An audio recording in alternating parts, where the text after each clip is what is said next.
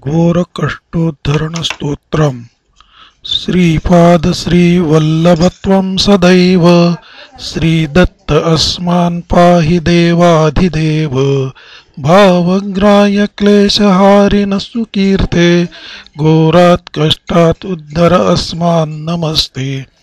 त्वन्नो माता त्वं पिताप्तोऽधिपस्त्वं त्राता योगक्षेमकृत् सद्गुरुस्त्वं। त्वं सर्वस्वं नो प्रभो विश्वमूर्ते घोरात् कष्टात् उद्धर अस्मान् नमस्ते। पापं तापं व्याधिं आधिं च दैन्यं भीतिं क्लेशं त्वं हराशु त्वदन्यं। त्रातारं नावीक्षैशास्तजूर्ते घोरात् कष्टात् उद्धर अस्मान् नमस्ते।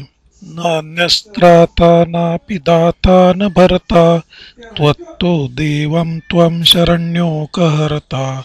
कुर्वात्रेयानुग्रहं पूर्णराने घोरात् कष्टात् उद्धर अस्मान् नमस्ते। धर्मे प्रीतिं सन्मतिं देवभक्तिं सत्संगाप्तिं देहि भुक्तिं च मुक्तिं। भावासक्तिं चाखिलानन्दमूर्ते घोरात् कष्टात् उद्धर अस्मान् नमस्ते। श्लोकपञ्चकमेतद्यो लोकमङ्गलवर्धनं प्रपठेन्यतो भक्त्या स श्रीदत्तप्रियो भवेत् इति श्रीमद्वासुदेवानन्द सरस्वती कृत घोरकष्टोद्धरणस्तोत्रं सम्पूर्णम्।